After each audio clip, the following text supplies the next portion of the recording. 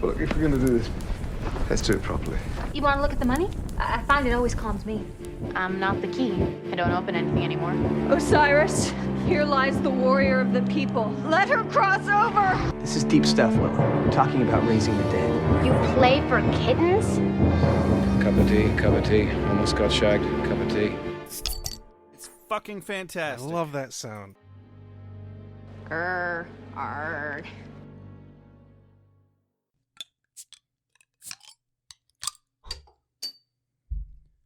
Runaway Cap. Welcome to Beer with Buffy. I'm Josh. I'm Rex. Today on Beer with Buffy, we're reviewing Season 6, Episode 17 of Buffy the Vampire Slayer, Normal Again. What is normal, Rex? Boring. How do you define normal, really?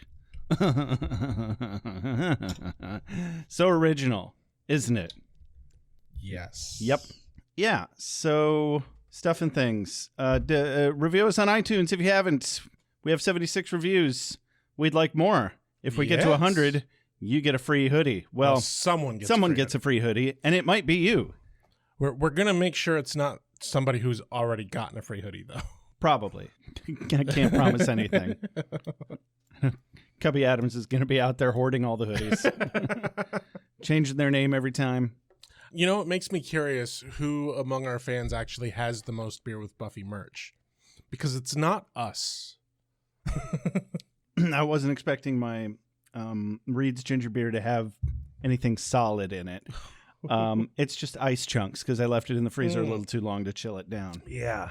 So it took me a moment to realize that, though. I was about to spit it out all over the computer. That would have been awful. One time I took a swig of a soda that had been sitting out all night, and it was filled with ants. Oh, God. Yeah, and I was at a girl's house, and I had just stayed over for the first I bet time. you learned a really important lesson. That they had ants. And don't do that. Yeah. I mean, they didn't judge me for spitting sugary ants all over the apartment, so that's that was that's something. Good. It wasn't a good relationship, and it ended terribly.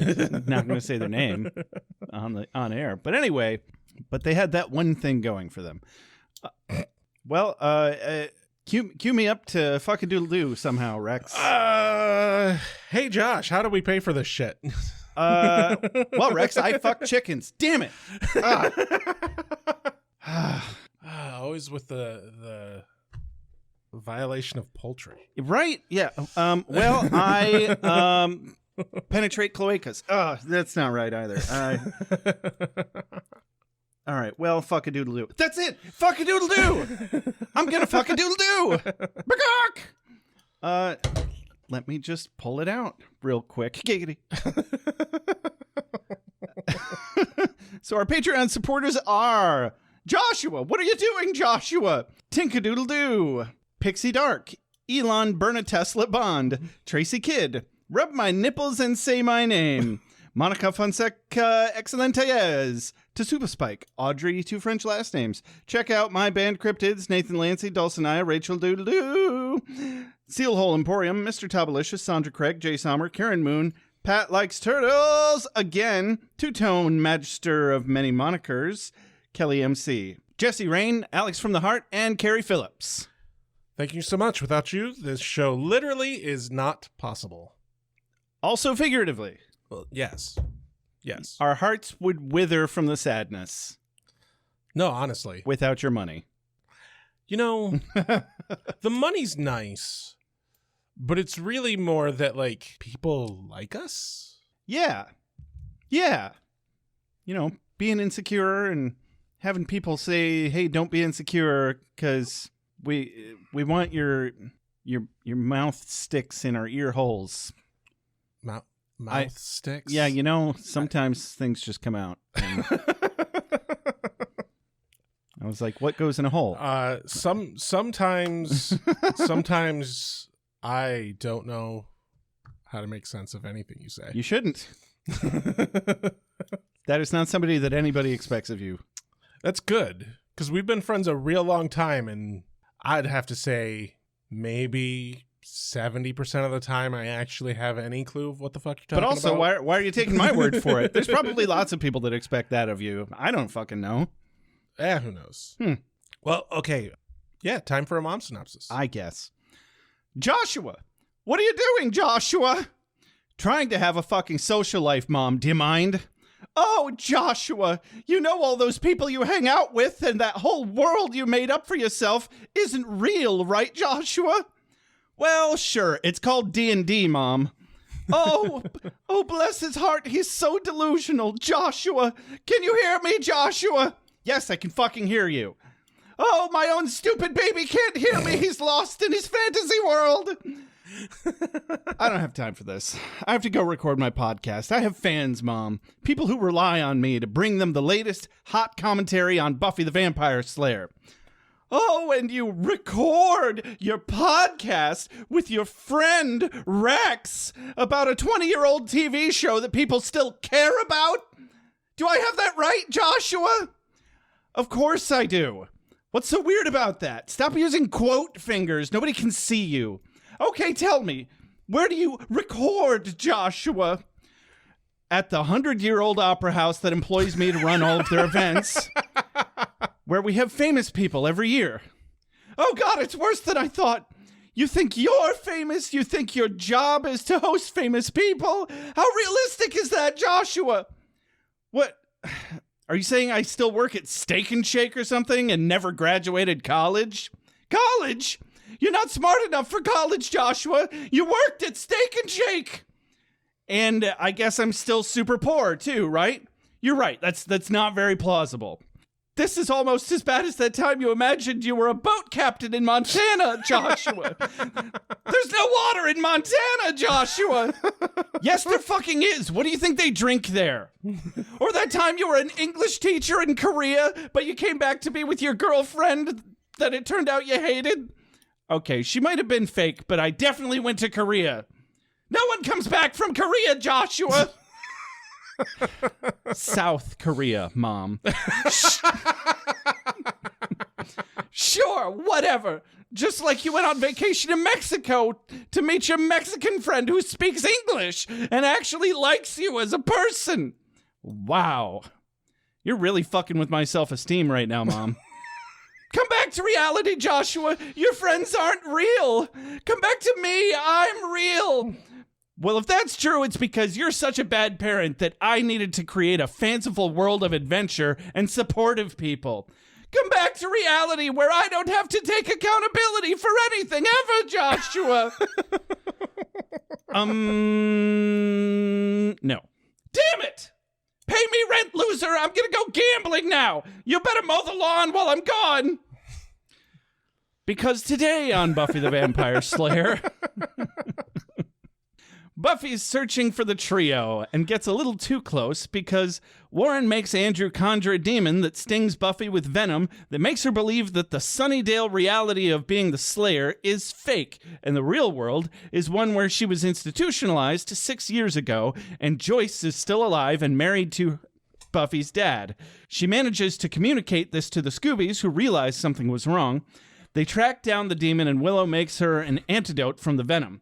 But Spike is a douche to her at the very wrong time, and she doesn't take the antidote. She instead ties up everyone in the basement and unleashes the demon on them. She struggles with the institution reality versus the Sunnydale reality, both telling her that they are the real ones.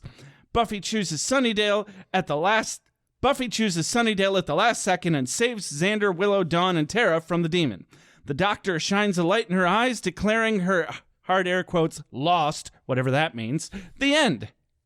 Ladies, gentlemen, spiny-headed looking creatures. Soon as the sun goes down, soon as the sun goes down, vampire. Competition is a beautiful thing. Moves here. Yes. Yeah. So if that's confusing, join the club. Cold open on Buffy walking down the street late at night, looking at a list of recent rental addresses, which I wonder where this database would be. Right? Like, yeah, like that'd be hard to find today. yeah. Like, unless you got access to like some government databases. Even then, though, Even then, yeah. I don't know that landlords have to register their No. rentals like that. No? Yeah, I didn't. Like, they have to have their place registered as certified to be a rental. Yeah. I'm actually probably going to be a landlord relatively soon.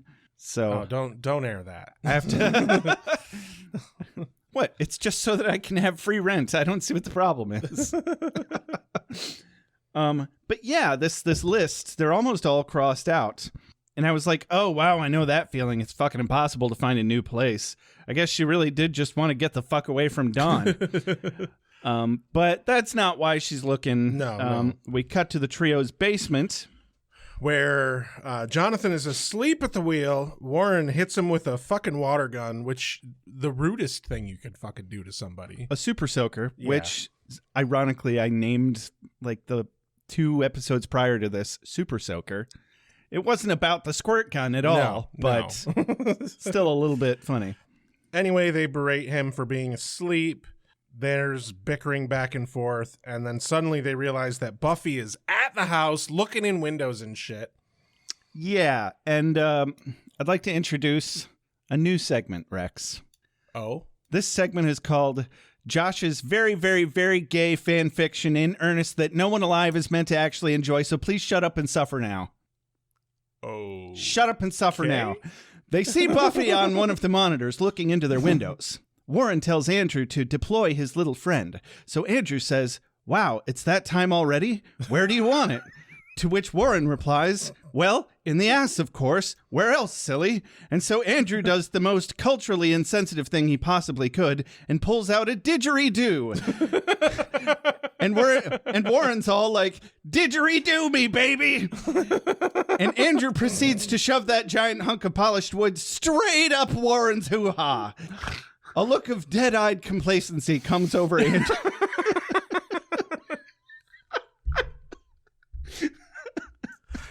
Jesus Christ.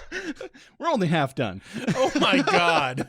A look of dead-eyed complacency comes over Andrew's face, as if he's done this 1,000...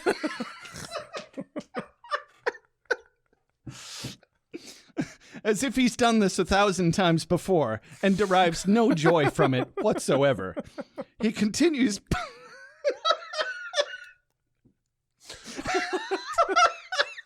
I don't think we can hear this, but I'm gonna.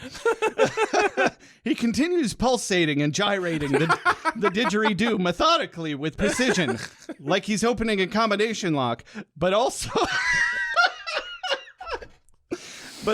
like he's plunging a toilet and can't wait to watch reruns of Friends later.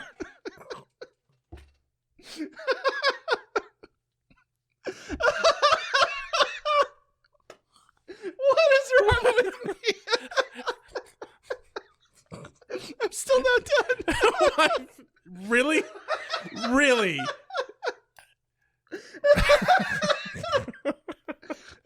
Okay. God damn. Reruns of Friends later. Warren... I'm really curious to see how much you edit this down. And I'm curious of the time difference between...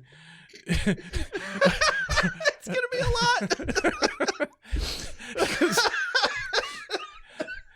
The behind the scenes here is like Josh can barely get lines out. He's laughing so goddamn hard. Okay. Warren howls insufferably with the joy of his power over the simpleton. He doesn't even like it in the ass.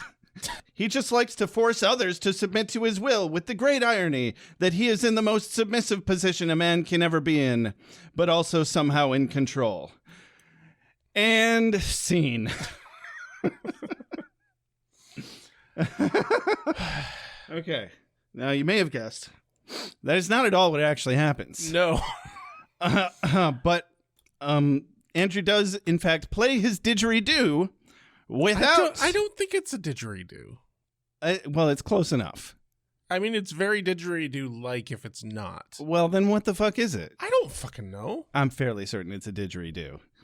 He plays his didgeridoo without conjuring Rocco the Wallaby or using it as a dildo on anyone. Like, why are we even watching this show? What's the point? Sometimes I worry about you. Only sometimes? Maybe My you should best ramp guess- up this No, worrying. My best guess is that sometimes when you're writing your notes, you go into a fugue state. I didn't remember writing half of that. It just all came to me at once. And I was like, I got to get this down right now. Jesus Christ. So Andrew plays this didgeridoo, and we cut outside where Buffy immediately runs into this translucent skinned demon with big black eyes. Yeah. And she kicks it, and she hits him with a garbage can and then puts his head through a car window. But he's got this bone spike stingery thing that pops out of his Yeah, fist. he stabs her in the shoulder or the arm or whatever. Mm-hmm. And then suddenly she's in a mental hospital. Yeah, which is problematic at best. Yeah. Yeah, we're jarringly transported to a scene where Buffy is in a hospital gown surrounded by multiple orderlies. I think that's what they're called. Maybe doctors, nurses, who cares? One of them is giving her a shot in the arm exactly where the demon stabs her. I didn't pick up on that one. Yeah. Yeah, immediate continuity Jeez. between the two realities. So the camera shifts over to show other patients wandering around in the hallway listlessly. It's clearly a mental asylum of some sort. Fuck.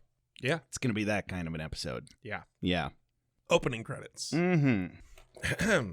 So, this trope, by the way, is called Cuckoo's Nest.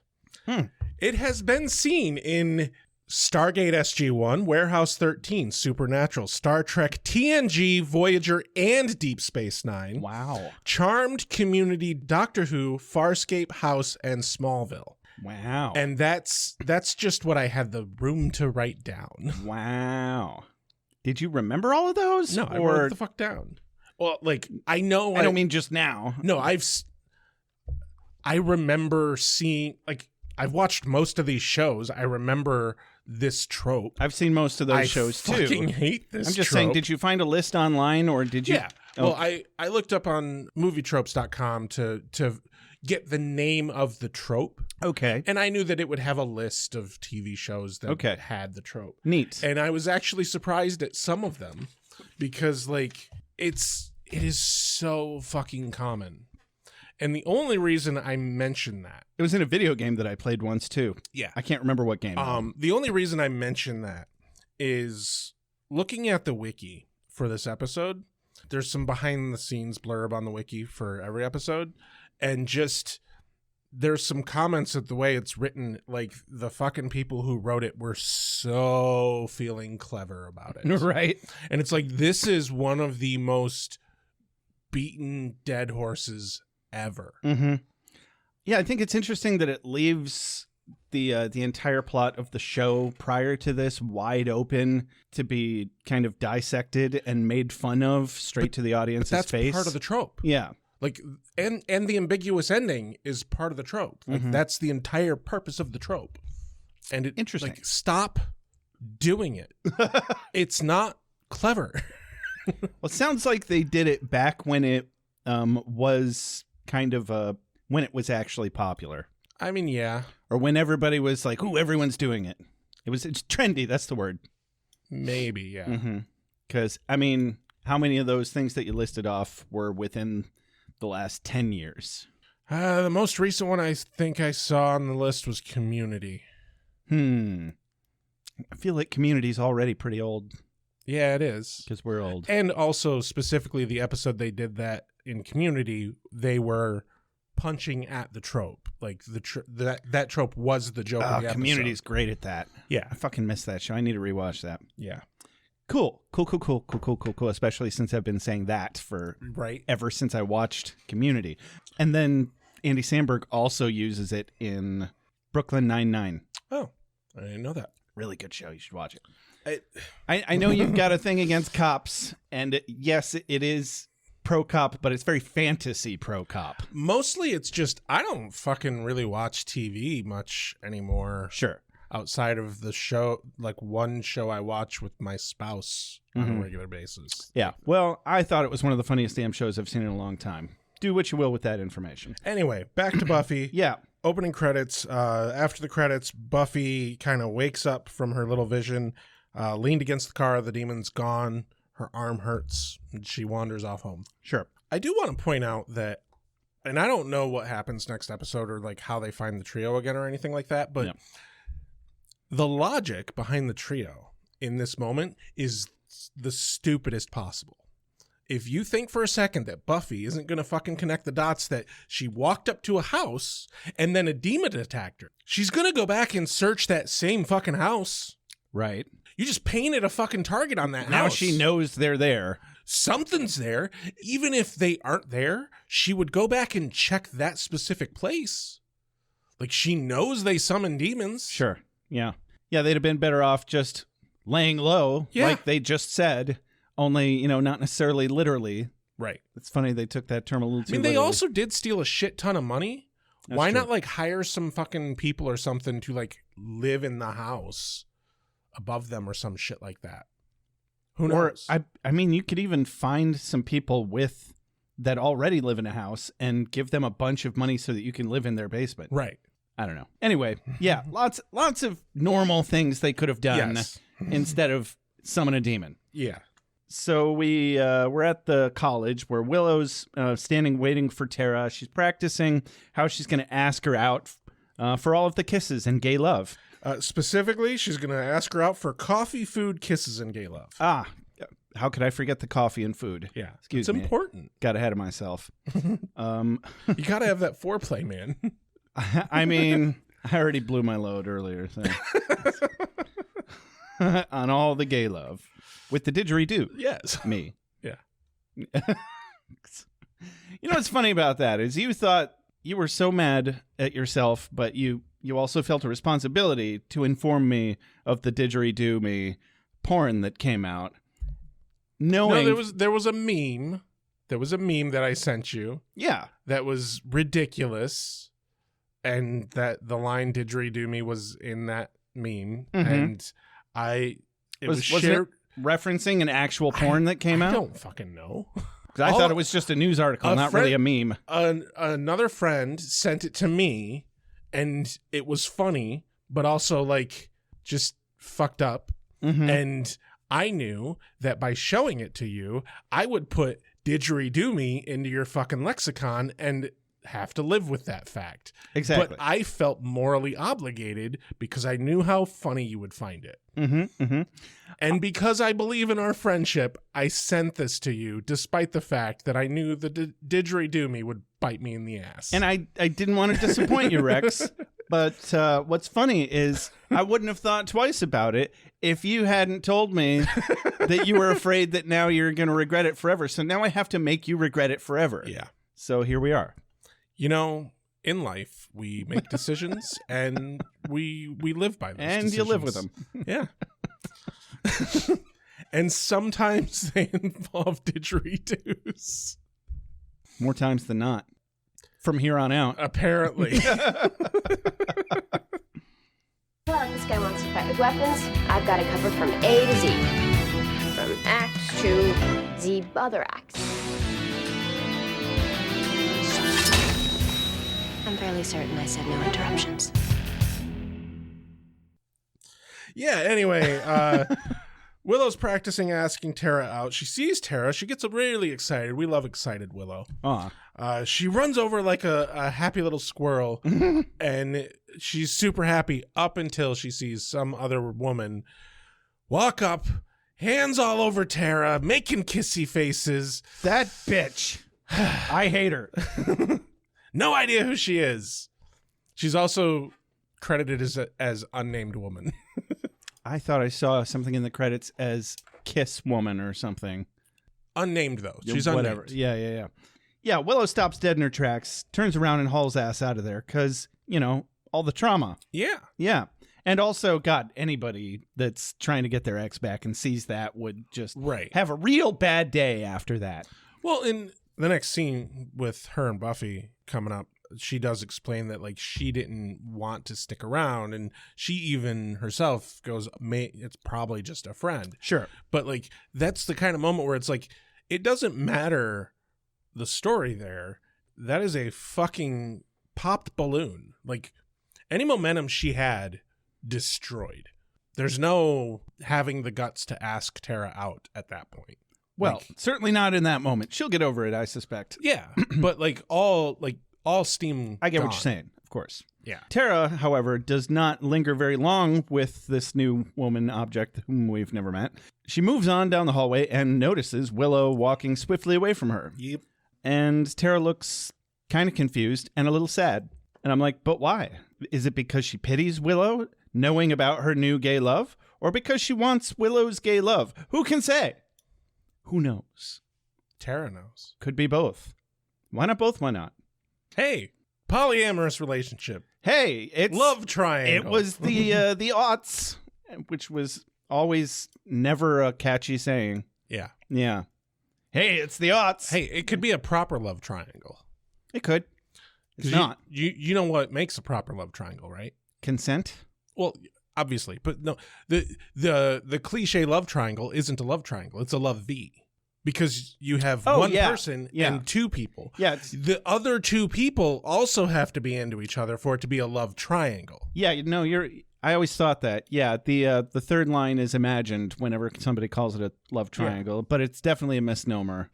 But I think Willow should just run right in there, make out with both of them.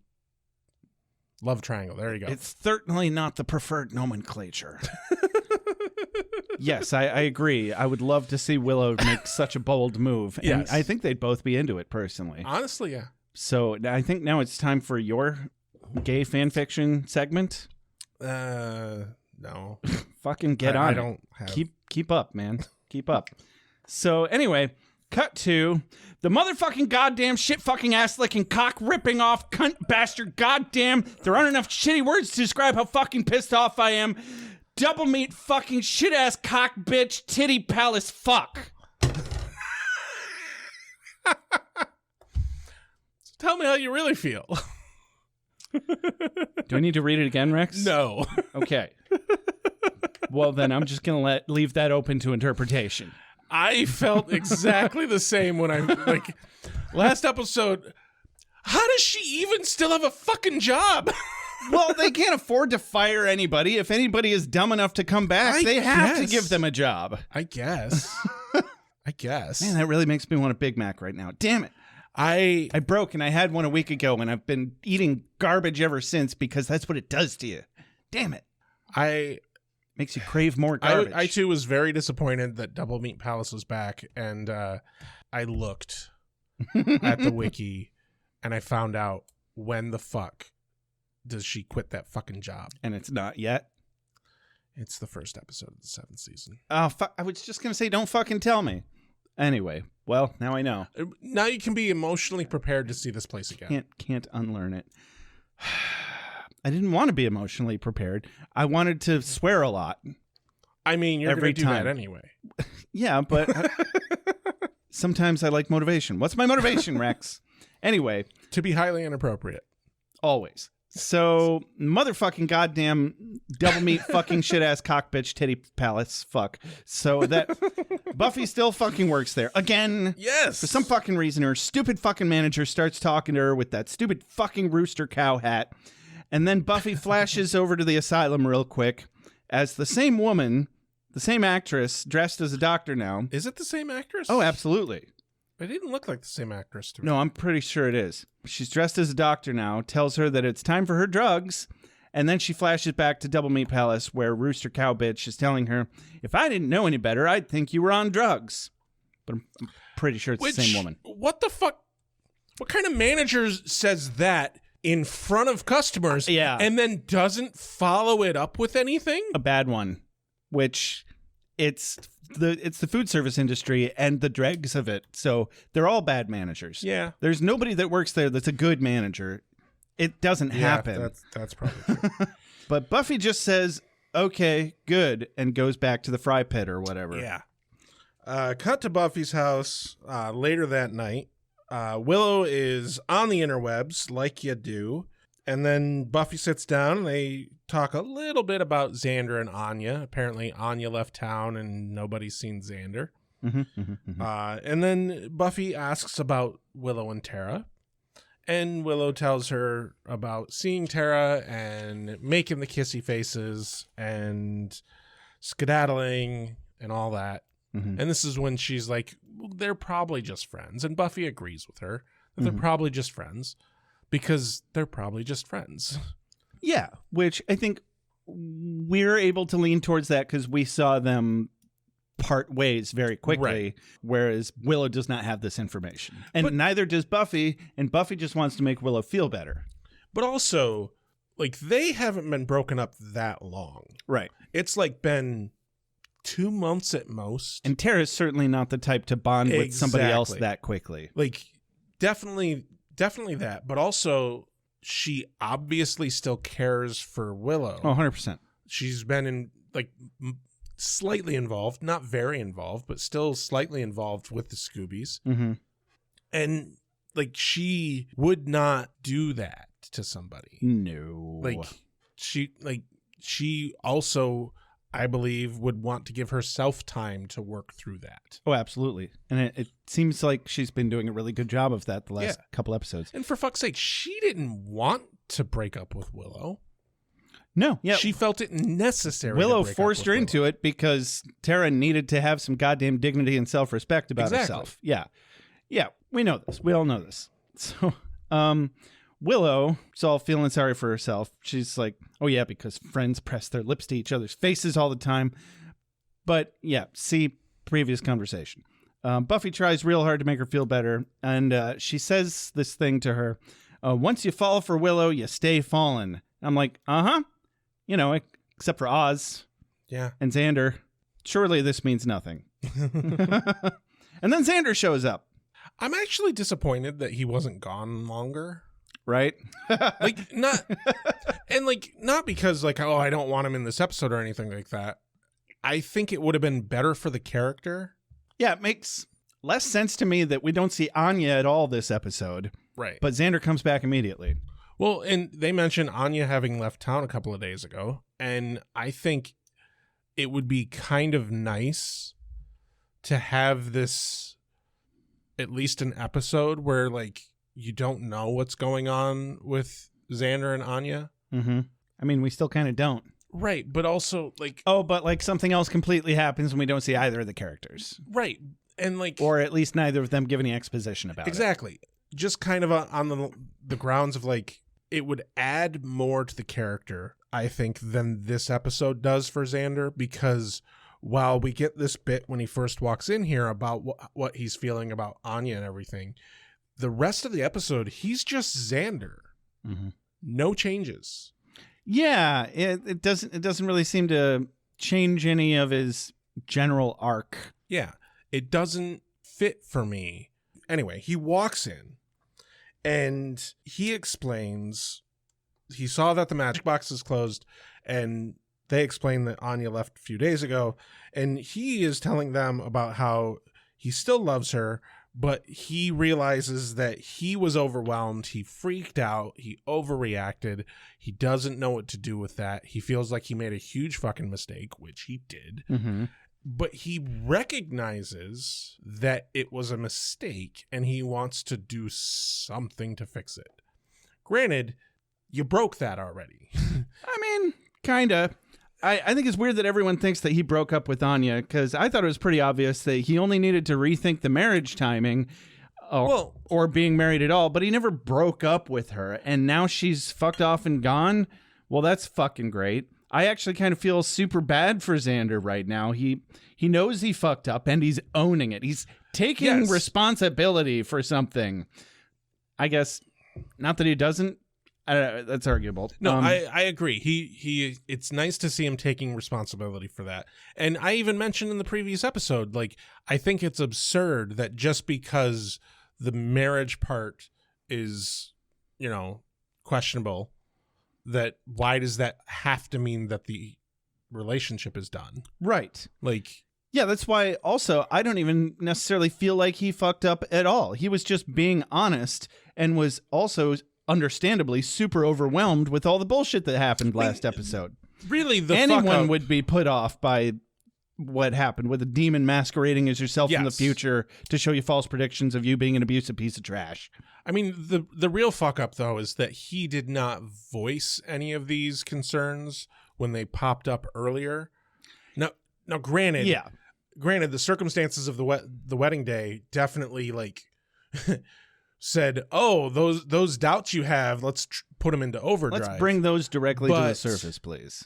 That's still, I mean, my partner and I, before we got married, talked a lot about our doubts and questions and whether we were making the right choice and all that before we actually got getting married. Sure. But, you know, that's what happens when you marry a therapist. I imagine. Yeah, a good one anyway. Yes. Or one who practices what they preach. Yes. But you're right, though. He does own up to his mistake, and I like seeing that. Yeah. It's a little bummer that that's it for that portion of the episode, and now he's just Xander for the rest of the episode. Yeah, he certainly could have done a better job over the last couple seasons of his arc with Anya of being more forthcoming with his reservations about his relationship with her, and maybe they could have worked through them a little sooner instead of letting it all blow up in their faces at their wedding. Right. But you know what? That's not good television. That's true. So here we are. That is true. And for the most part, I feel like in this specific situation, kind of in a little bit of a vacuum, Xander's not the bad guy or even stupid in this case. He just needs a little support. And Willow and Buffy are doing that now, at least. Would have, maybe they would have been able to do that sooner if he hadn't run off to a fucking motel. I do think it would be better for him if they were very honest with the fact that, like, no, dude, you kind of burned that bridge. Like, Xander, you should not try to get back with Anya. Maybe let her come to you if she chooses that. But, like, I don't think a good friend in this moment encourages him to pursue Anya still. Why? If he tries to pursue her, encouraging him to pursue her isn't the right thing. He should come clean to her. Encouraging him to be honest about his feelings, fine. But the smart thing in his position right now would be to go to her, be like, hey, and lay it all out. This is what was going on. This is but what I'm still feeling. Find her. Right, find her. Okay, sure. Be honest That's with her. all that really needs to happen. Yeah. I thought you were saying just don't look for her at all. Just wait for her to come back. Don't pursue her. Sure. Don't go to her trying to win her back. Go to her, be honest, and then step the fuck away, and then let her make her goddamn decision for herself. Absolutely. Give her space. Try and get her to understand. But more importantly, I think the thing that Buffy and Willow should definitely not do is let him believe that he's definitely going to get her back. Did they do that in this moment? No, but I don't know that they won't. Yeah, I don't know either. I'm not sure. And obviously everybody's rooting for that.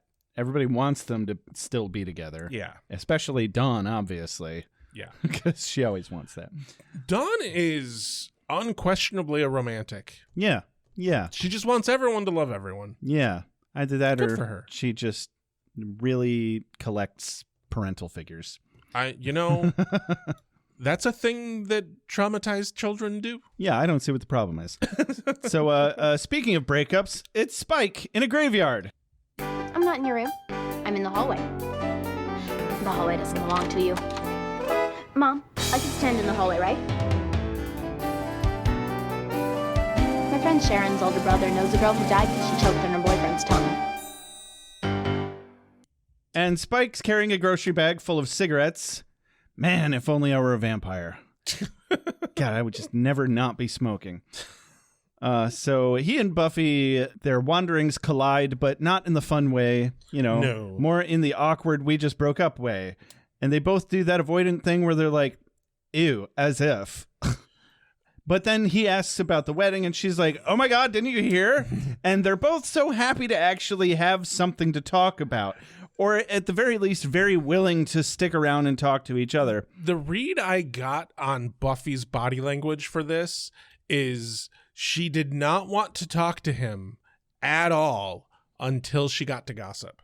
The moment she realized that he didn't know about the wedding, like, she could not stop herself from turning around and going back to talk to him. Yeah. Like she was on the path to walking away for the night.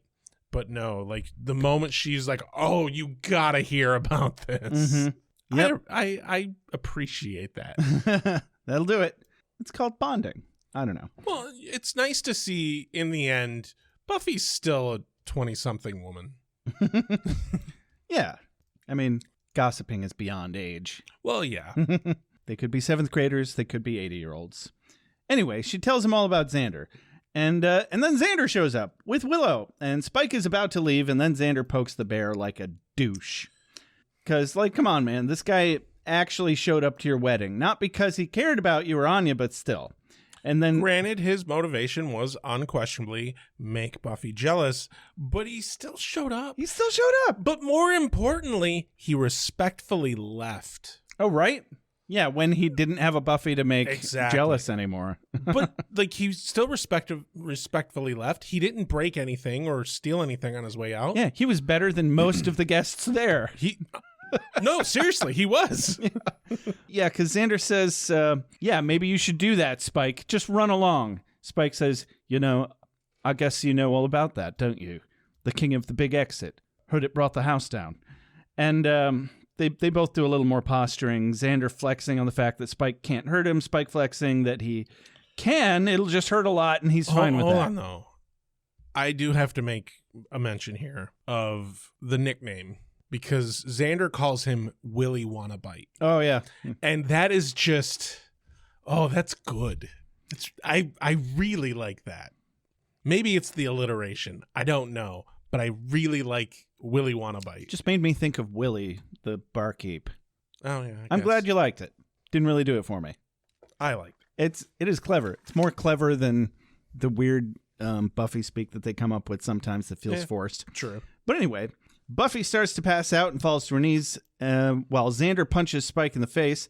And then Buffy flashes. It's a good punch. It was a good punch. He actually lays Spike out. Mm-hmm. Well, I mean, it was a sucker punch, too. He didn't see it coming. So? Yeah. He's a fucking vampire. He's got to get a leg up somehow here.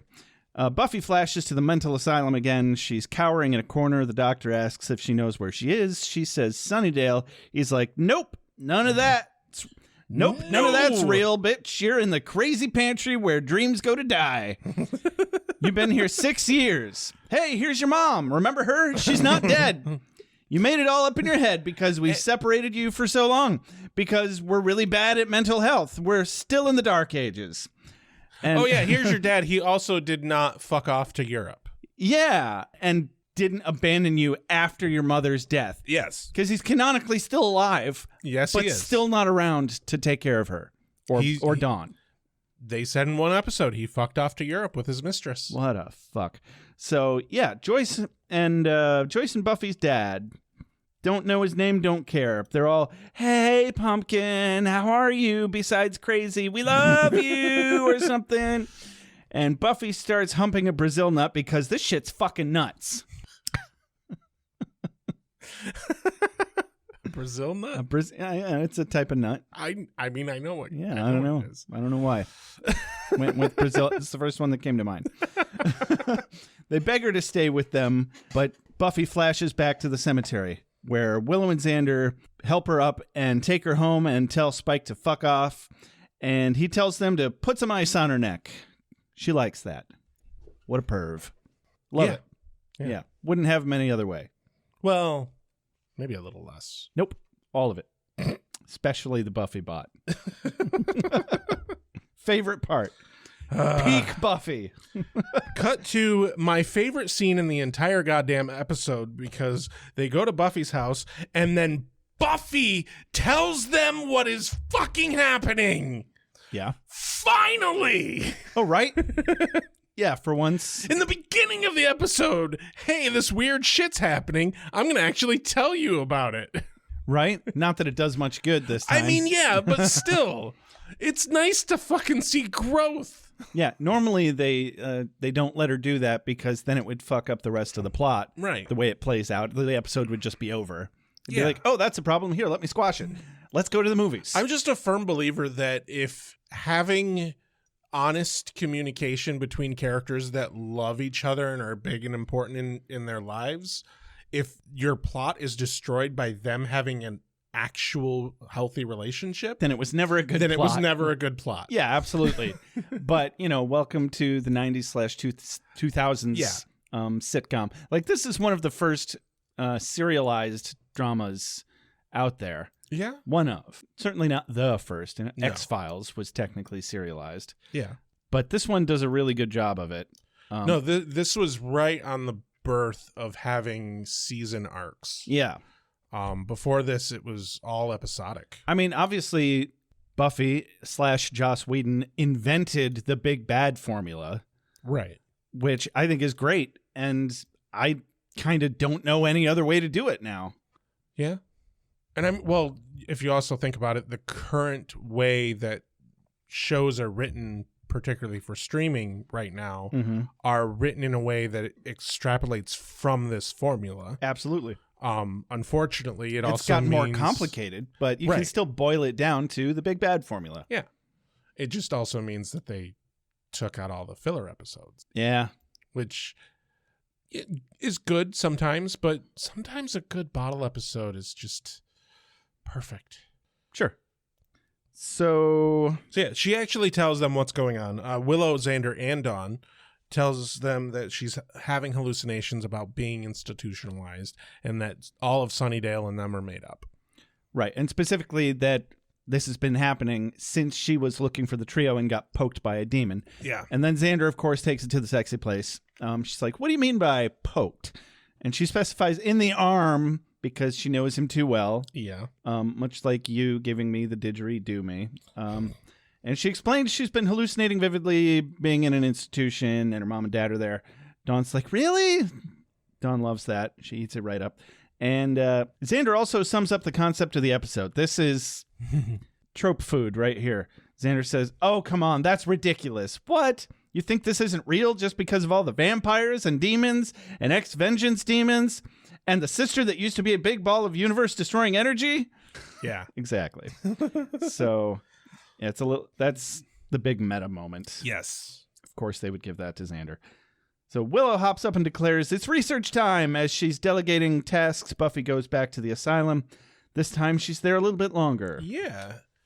Scene is in the doctor's office. She's sitting there kind of slightly out of it, and the doctor's talking to her mom and dad.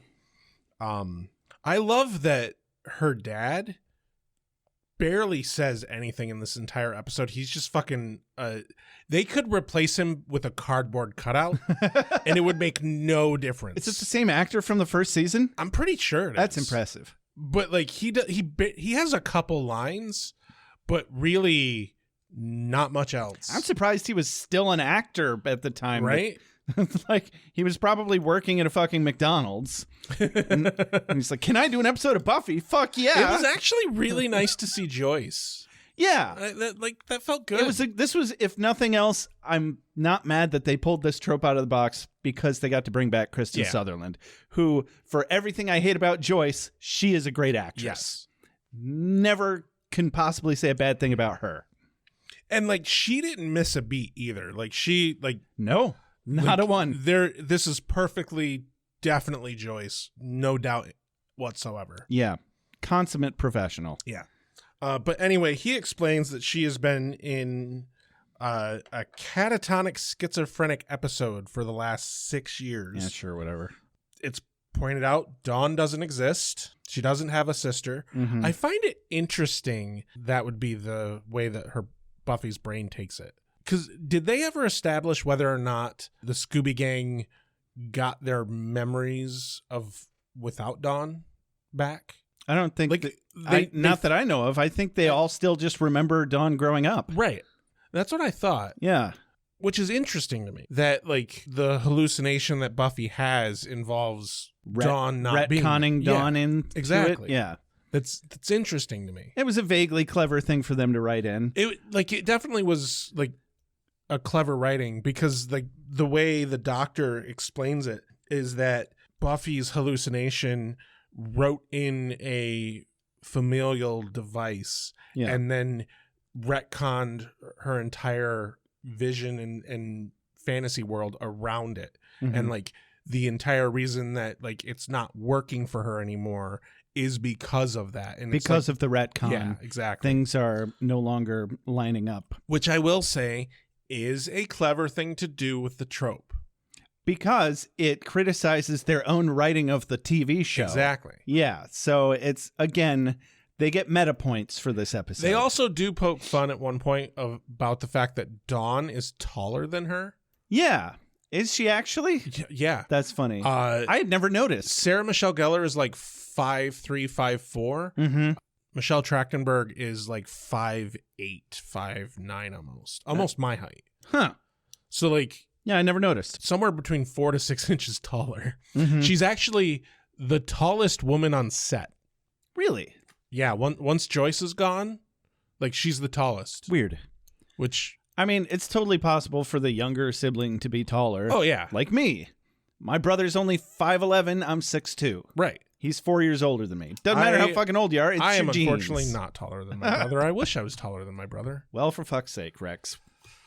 Work on it. Do better.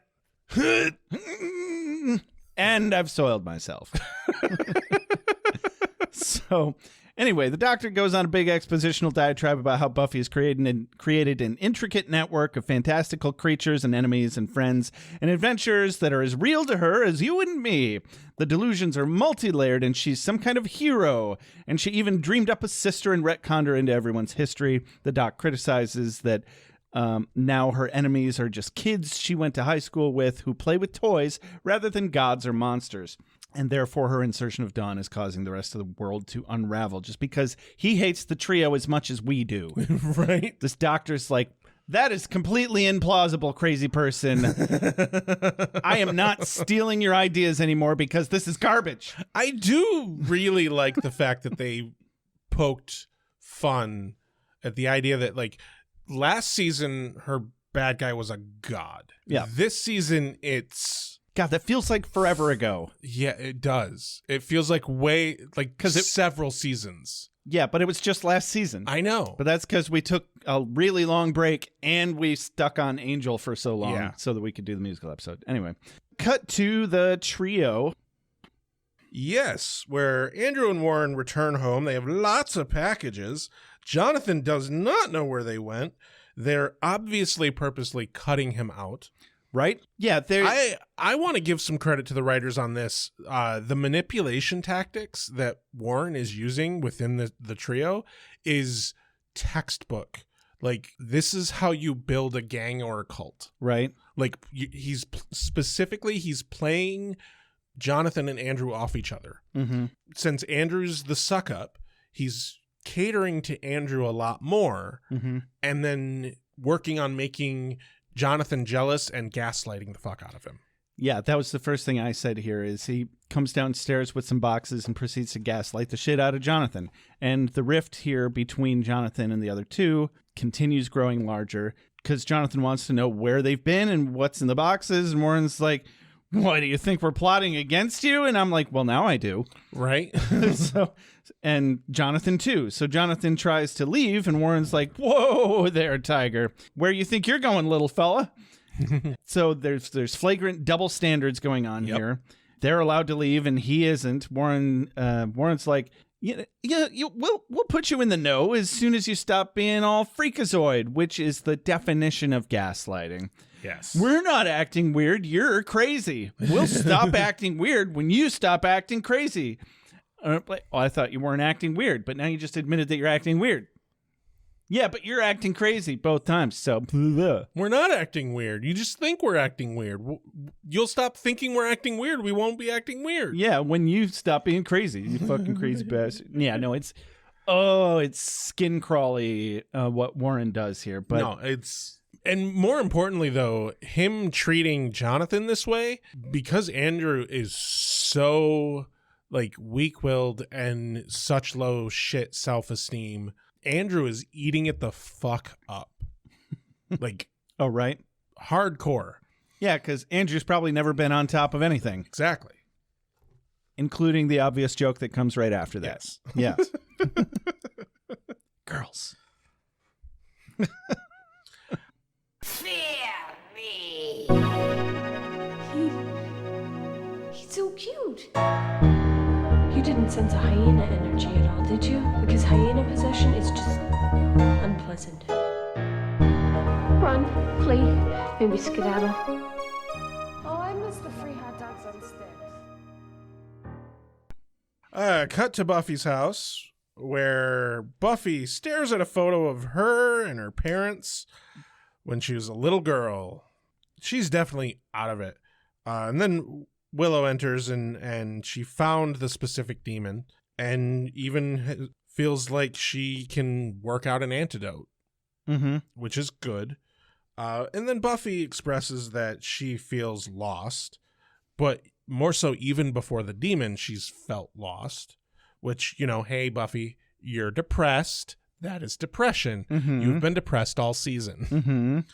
But this certainly isn't helping. No, this is not helping. This is doing a lot of reinforcement of bad things. Definitely a wagon of shit that you were not prepared to process. And then Willow tells her, and she's trying to do good here, she tells her that she's not in an institution and she's never been in an institution, but Buffy admits that she has been in an institution.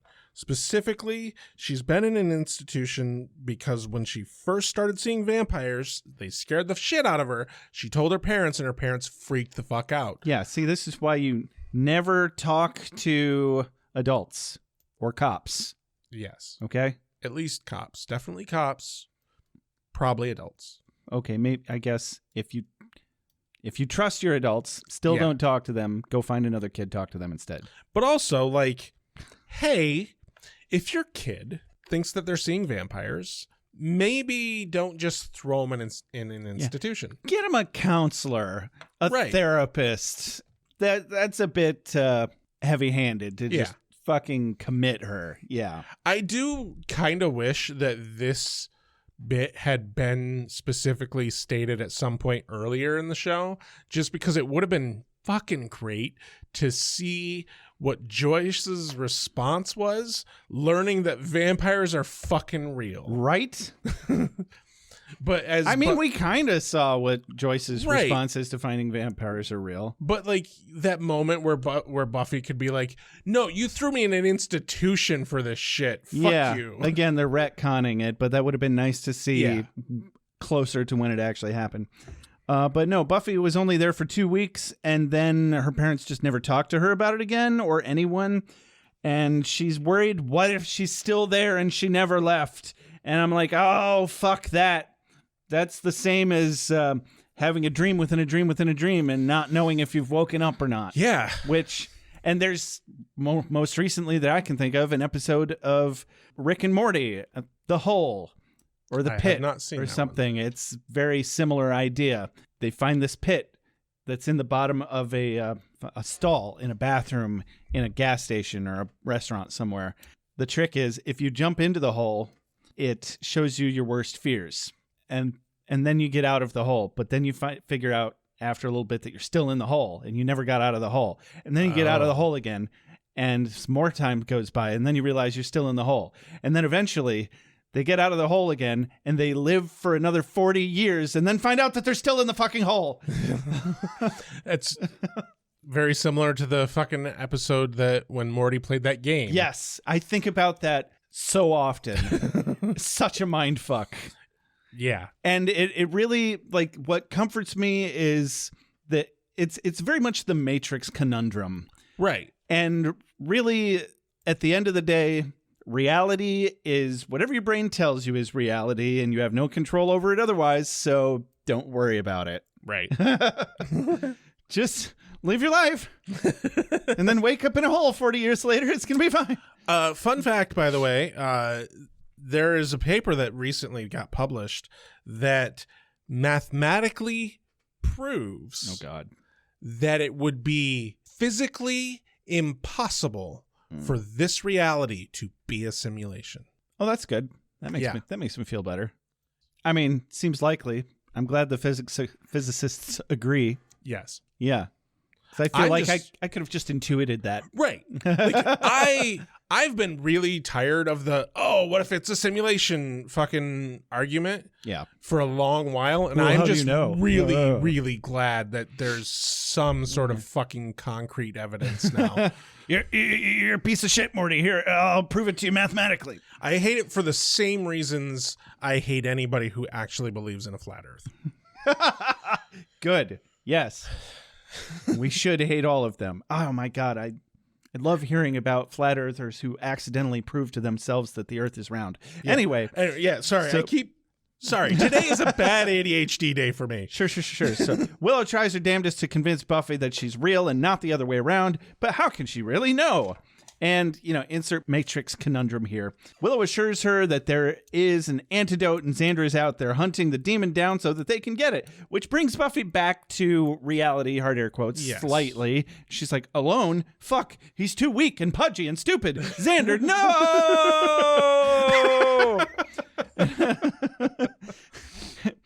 And Willow is like, no, it's okay. It's okay. He has help. And of course, it's Spike. So Spike and Xander in a graveyard. The only reason either of these two fucks agreed to do this is they wanted to hang out and fucking jab at each other. Oh. Like, that's the only reason they agreed. Yeah, they're not mad about that part at all. This is a double win. Yeah. They're like, wait, we get to help Buffy and fuck with each other? Yeah. That's great. That's really great. Spander's totally a thing. These guys, they've been fucking this whole time since season 2. This scene with the way they're bickering, that sells it. But hilarity ensues. They can't talk for more than 45 seconds before Spike mentions being Buffy's sex slave, and then sloughs it off as pontificating about alternate realities, and turns it back on Xander leaving Anya. Quote of the day here, because it's slim fucking pickings for this episode. Spike says, "Oh, balls. You didn't say he was a Glark-Golgoshmnek." Xander says, "'Cause I can't say Glark," and then gets hit by the demon. And they fight it. Yeah. Well, Spike fights it. Hard air quotes. Spike fights it. Yeah. Xander gets punched a few times, but shoots him twice with a tranq gun. Yeah. So, that's fucking teamwork. Another quote of the day after they take him down. Xander looks at him and says, "I altered his reality. You get it?" And Spike's just completely stoic. He's like, "I don't like you." Doesn't say that, but it's the look on his face. Anyway. It's physical acting. It was a good nerd moment. Yes. So cut to Buffy's room where Donnie gets the boss of tea. Yeah. Dawn tries to comfort Buffy. And another quote of the day here. Buffy's like, "I'm okay, Dawn." And Dawn replies, "Yeah, the 1,000-yard stare really sells it." Really sells it. Yeah, that was a good one. But Buffy here is just fucking losing it. And as Dawn is trying to comfort Buffy, she's snapping back and forth between her and talking to Joyce in the asylum, where Joyce makes her say she has no sister, and Buffy apparently said it out loud on the other side in front of Dawn, because Dawn is not happy when Buffy comes back to the Sunnydale reality. And Dawn, of course, takes this moment to make it all about her, and always believes the worst, that Buffy doesn't love her and she doesn't want her to exist. Therefore, she's dreaming up the perfect reality. God damn it, Dawn. So I do want to say that there's this bit that I like that Buffy points out that I should be taller than you to Dawn. Yeah. And then Dawn's response is, "Maybe you're not done growing." And those two lines are delivered in a way that feels like the kind of thing that two sisters would say to each other. And like, this is a thing that like is a joking thing that Dawn has said before. Mm-hmm. Like, because if you have a height disparity between siblings when it's reversed with the age, like that's something that gets mentioned when you have a healthy, playful relationship with your sibling. Uh-huh. And so like, I imagine in my headcanon, the "maybe you're not done growing yet" is the canned sibling response that Dawn has to Buffy when Buffy complains about her height. Mm-hmm. And that just feels very sisterly to me in this moment.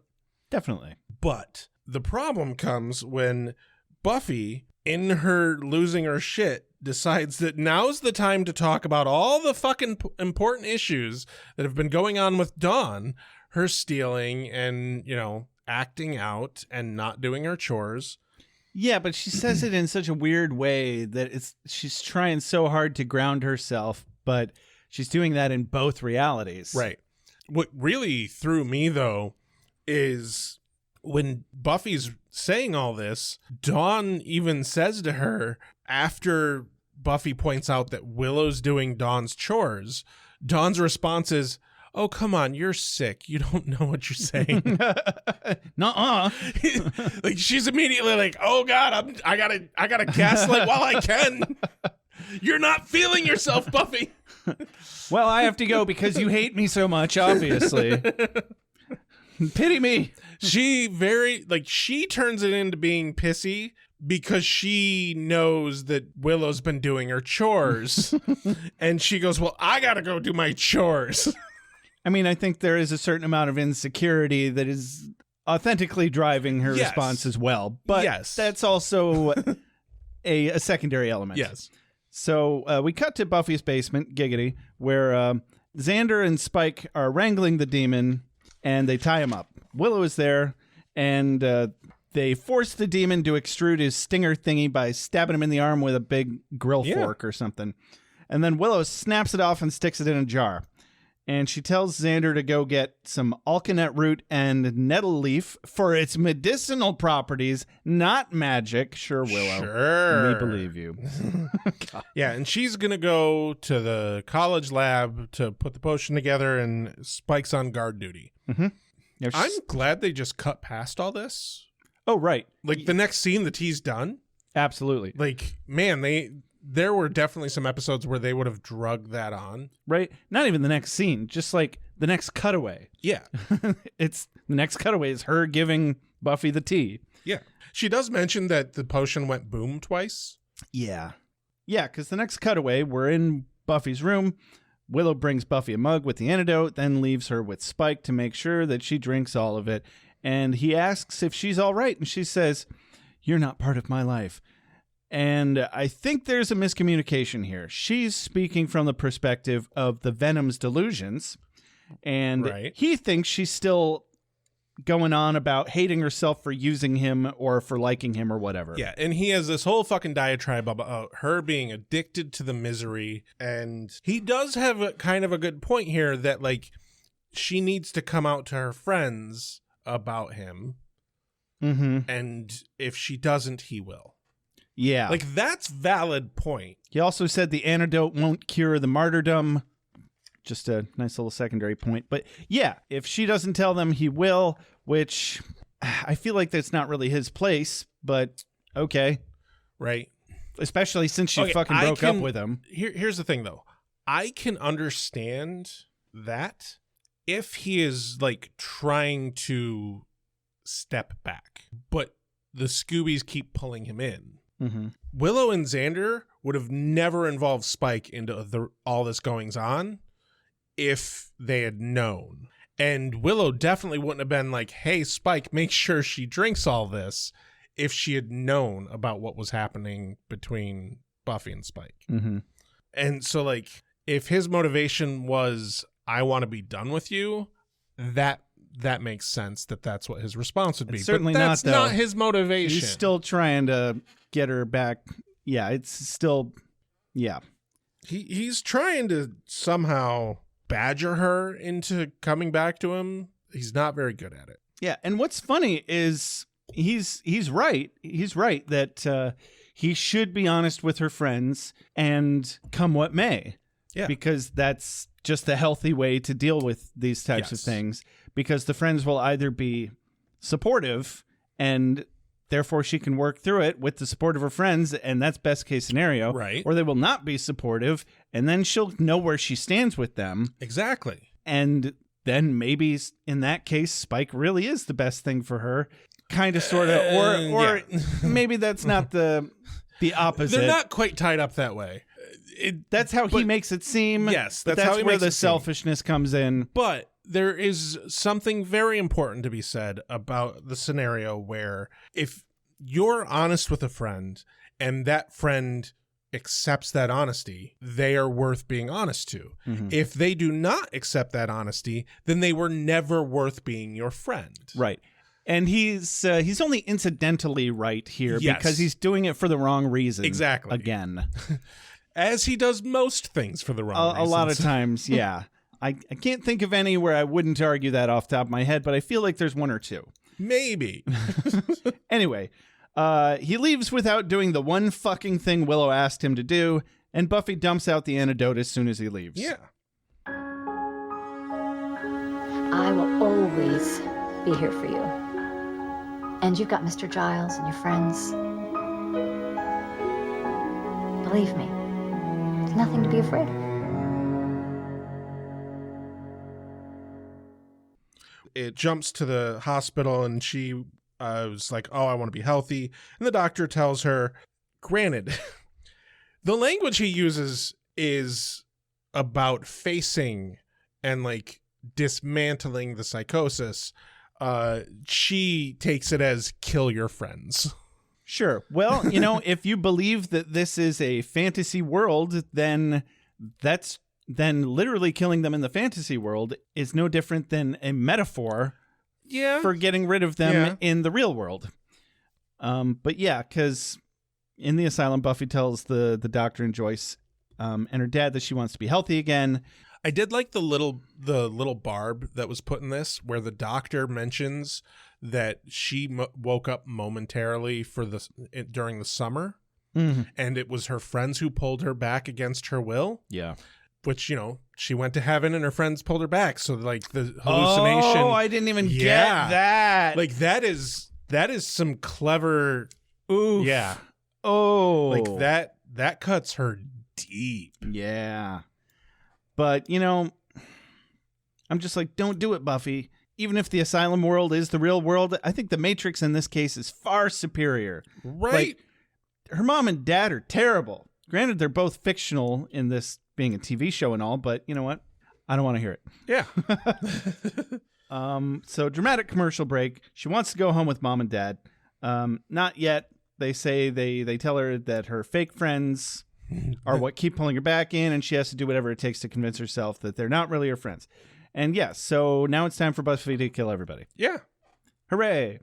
That's how you cure mental health. You kill everybody. Kill everybody. I'm going to come over here and I'm going to practice my stabbing. Yeah. Don't do that. No, I don't like that. So we're at Buffy's house. Willow runs into Buffy downstairs where she's all happy to see her, and Buffy doesn't say much other than she's got this blank, distrusting stare. And on par, I feel, with Xander's earlier comment about like how fucking crazy reality is for everyone. Mm-hmm. Willow specifically asks her, no more Cuckoo's Nest. Yeah. Cuckoo's Nest is the name of the trope on the fucking webpage. Yeah, I noticed that when you called it that. I looked up the fucking trope before this scene. Yeah. So like when this came up, I'm like, holy shit, that's hilarious. Nice call out. That, by the way, tells me that it was called the Cuckoo's Nest trope while they were making it was in its heyday. Yes. Huh. So, like, I think this is a specific choice by the writers. Like, absolutely. this is the trope. And it's too meta for them to not know what they're doing with it.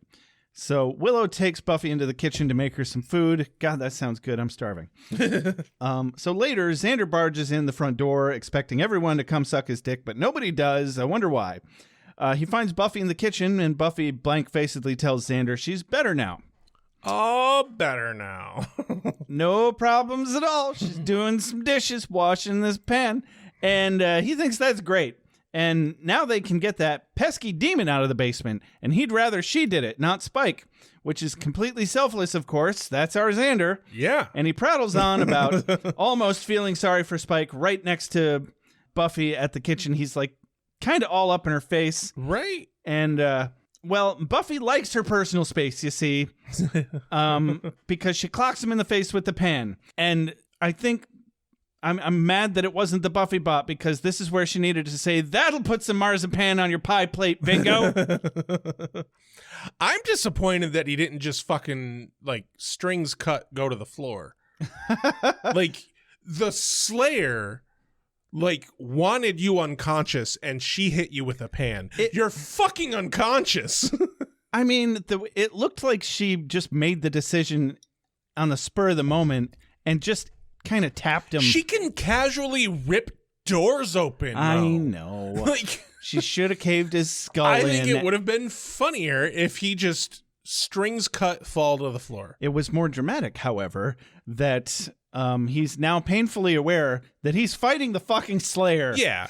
And they grapple, and she beats the shit out of him and throws him down the stairs, where he lands face down and looks over to see Willow hogtied, and her mouth is duct taped shut. And then he passes out. Lots of oh fuck in this scene. And the demon struggles chained up to the pillar nearby. Buffy goes back upstairs and starts calling for Dawn. Right. Oh fuck. Goes up to her room. Dawn is packing to leave. Buffy's like, oh no you don't. And Dawn's like, yeah, fuck you. My friends actually like me. But Dawn changes her tune to, I love you so much, real quick. Yeah. When Buffy's like, hey, I'm putting you in the basement because you're a figment of my imagination. And Dawn tries to run and hide in the bathroom. Buffy kicks the door open. All here's Buffy. Buffy monologues a bit for how ridiculous it is that she could be the chosen one to fight vampires, save the world. And she corners Dawn, who tries to run again, but, you know, Buffy's too fast. Yeah, she's the fucking Slayer. Because she's can't the fucking run Slayer. from her. And, it doesn't really matter if it's Imagination World or the Matrix. She's the Slayer in that world. Yeah, exactly. So it's not like she can't do it still. And she can be as strong as she wants. But exactly. Buffy batters Dawn into the basement as well and tapes her mouth shut while she begs and promises to be good, which was really fucking distressing for me. Now, I understand why they wrote it that Xander didn't get his mouth taped shut. But I'm curious the thought of why would Buffy specifically tape Willow and Dawn's mouths, but not Xander's? Yeah, it seemed a little sexist. I didn't really get that. Because she ties him to the pillar instead of just behind his hands behind his back. I personally do think that maybe she would have done that to Dawn and Willow because she would be under the impression that they can talk her out of it. But also, why wouldn't you? Like, Xander's annoying. Yeah. Tape his fucking mouth shut. I don't know. It's disappointing. Yeah, it's definitely a weird inconsistency. But there's probably some explanation for it. I'm over it. But so we do a fuck ton of jumping back and forth between the asylum and Sunnydale. So the doctor tells Buffy not to stress herself out and to make it as easy as possible on herself. And back to the basement, Buffy goes to the demon, and just as Xander wakes up, she unchains the demon, and Xander shits himself and begs for Buffy to help him. And I'm like, I feel like at this point you should understand that that's not going to happen. Right. Like, Buffy's not in her right mind. Yeah. That's the wrong tactic. But he's kind of out of tactics, and right? He starts whining that he needs his hands, and he's trying to fend off the demon with just his feet for a moment. Then we cut to upstairs where Tara comes in the front door. The one person that actually has any fucking chance of fixing the situation. Thank God. Because A, she has some power that she can fucking use without going all goddamn nuts on it. Yeah. And B, she knows the most about what's going on with Buffy. Also that. That is true. That is true. Go Tara. So she's like, hey, anybody home? Cut back to the basement where Xander fights for his life with his hands still tied. Yeah. His hands come untied relatively quickly. It must have been a terrible knot. And the demon whips him across the room. He hits a refrigerator and he's down for the count. Man, this demon, not good at killing. Right? Like, it just throws people around. Yeah. Thank God. So we're back at the asylum. Joyce tries to calm Buffy down as she freaks out. And she's pinned herself into the corner of like she's having a seizure, kind of. And then we're back in the basement. Buffy crumples to the floor, just like she is in the asylum, and she's frozen. Xander begs for help. The demon throttles him. Tara comes halfway downstairs and uses a spell to untie Dawn and Willow. And throw a shelf across the room at the demon. Yep. And Buffy catches her leg through the stairs, tripping her as she comes further down. Tara tumbles down the stairs. Willow runs to her, terrified for Tara's safety. No pun intended. But, get it? Terrified? I didn't catch that. I know. I didn't either until I said it just now. Buffy goes back to being crazy on the floor. And in the asylum, Joyce again tries to talk her down. More importantly, what I like is the way this bit is written with Joyce is Joyce encouraging her to fight and telling her that she's strong and telling her that she has the power. She talks her into believing that she's the Slayer. Yeah. And like, I think that's a little extra funny for other reasons that right. I will mention when we get there. We're almost there. Yeah. So back in the in the asylum, Joyce is talking her down. In the basement, Xander gets his ass whooped some more, incurring Buffy's misplaced sympathy for him as per usual. Yes. The demon throws Dawn. Willow hits it with a baseball bat a couple of times, a metal one. Yeah. By the way, I feel like a metal one would hurt more, but also a wooden bat would hurt like fuck too. Well, the difference is one would be an aluminum bat and hollow. You could get a lot more speed with it. Yeah. But the wooden bat's probably going to have more heft. Yeah, more density. Yeah. You're right. Huh. Anyway, back at the asylum, Joyce pep talks Buffy one last time, and she does it so well, in fact, that Buffy realizes this must be the fake reality because her mom is being so supportive and loving. And I did not read it that way, and that... Yeah. And then she tells Buffy to believe in herself. So Buffy's like, fuck it. Yeah, I do believe in myself. I'm the Slayer, bitch. And bye. My thought there is like, if you have to believe in yourself, do you want to believe that you're crazy in an institution or a superhero? I pick superhero. I picked the blue pill. Yeah. And the steak. Yes, please. Ignorance is bliss. It really is. That character, he really had it down. Yeah. He seemed like a villain at the time, you know? Right. Back in the basement, Buffy makes her decision, and she kicks the shit out of that demon. It's a super easy kill. Oh, yeah. At She makes quick work of him. Yeah. Punches him so hard in the gut that her fist fucking penetrates inside to his gooey bits. And she apologizes once he's dead, and everyone just accepts it. Like there's no pushback whatsoever. They're like, it's fine, we're fine. And then they're like, you should probably sit down and rest. And she's like, no, give me the fucking antidote. I don't think I can hold off anymore. Yeah. And Willow's like, okay, no problem. I'll go make more.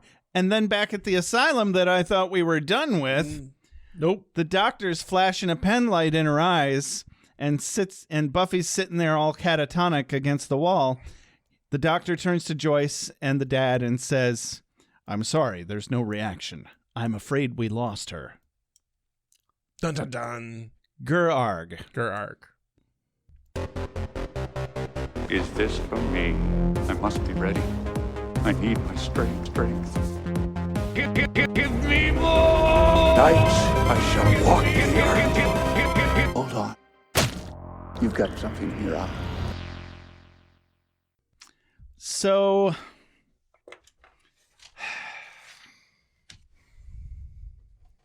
ask me how I felt about this episode. How do you feel about this episode? Okay, Josh? First of all, what an asshole of a doctor. Right?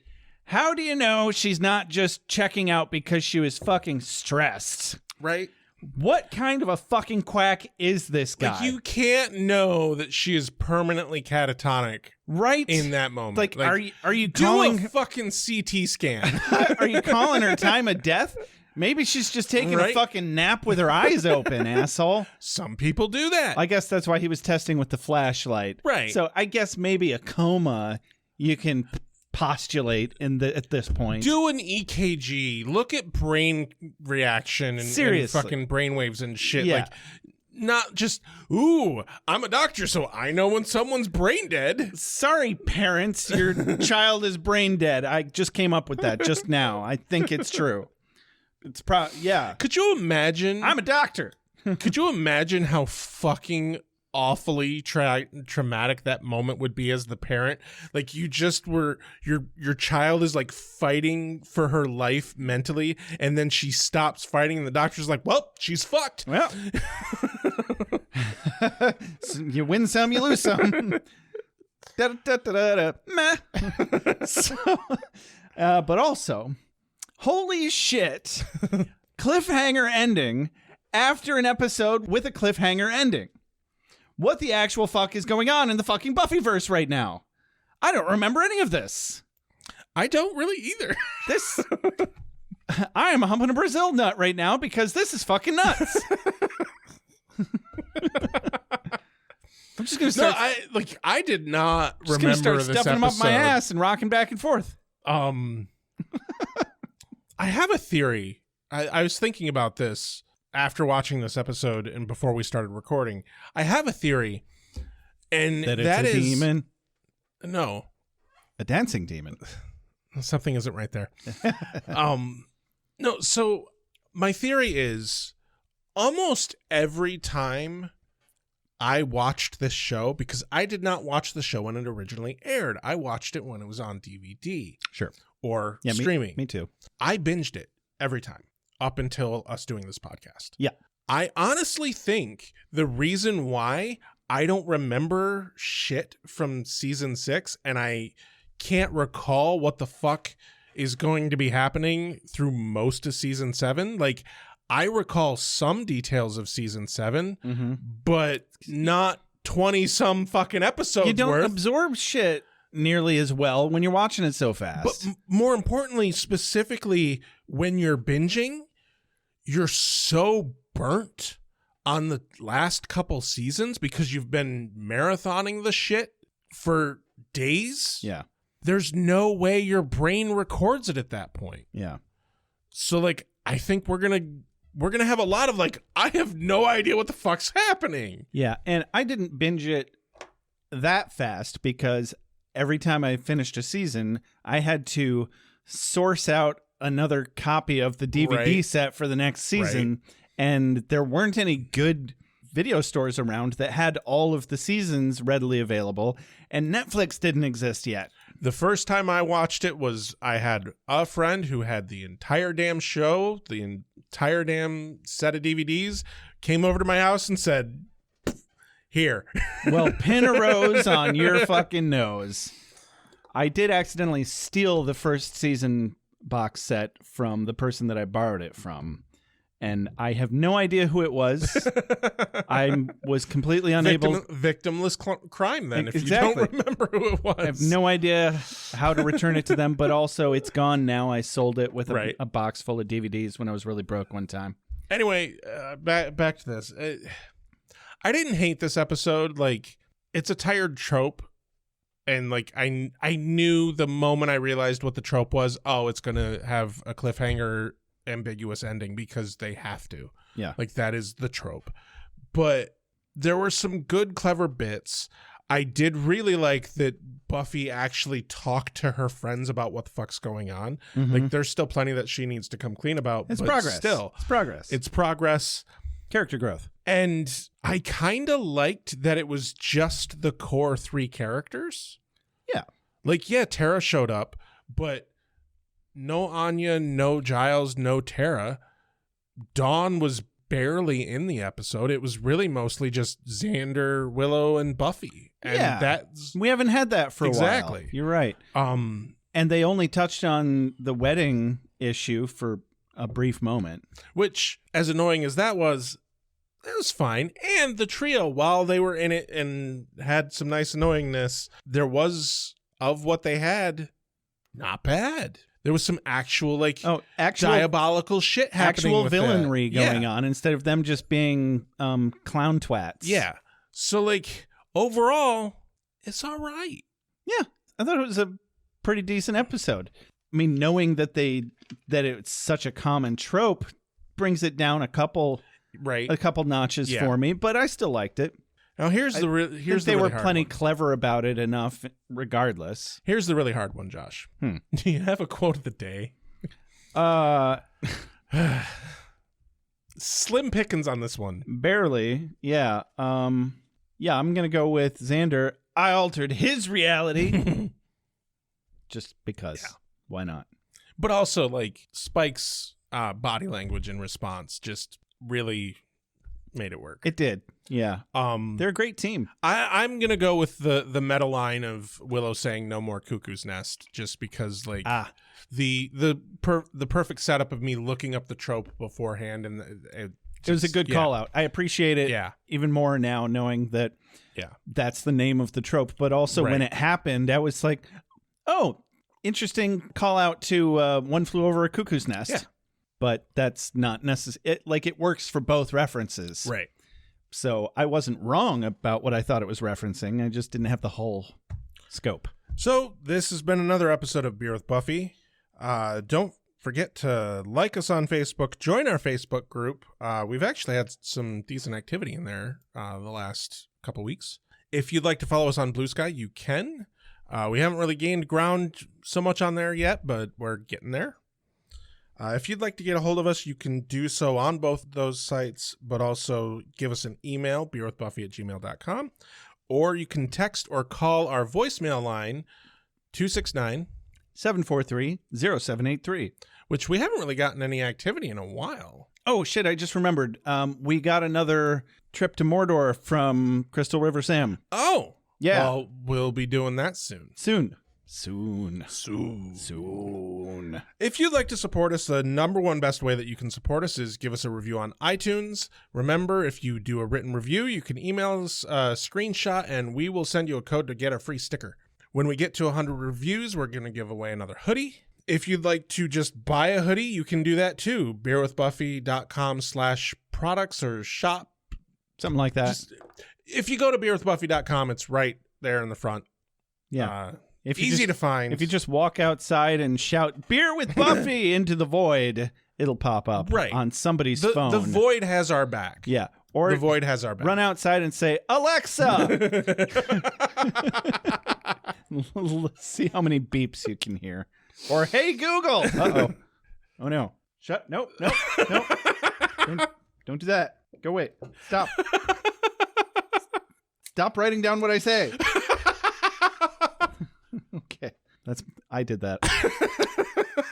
I deserve that. You do, because you activated people's phones. They're listening to this, cleaning their house, and you're activating their phones like an asshole. Like an asshole. If you'd like to support us financially more directly, you can do that at patreon.com/beerwithbuffy. Become one of our doodle-doos. We'll call out your name at the beginning of every episode. This has been Beer with Buffy. I'm Rex. I'm Josh. Have a good night. Fucking didgeridoo. Didgeridoo me, Rex. It's not fucking didgeridoo. Get it right. I make allowances for your years, but I expect a certain amount of responsibility, and instead of which you enslave yourself to this cult. You don't like the color?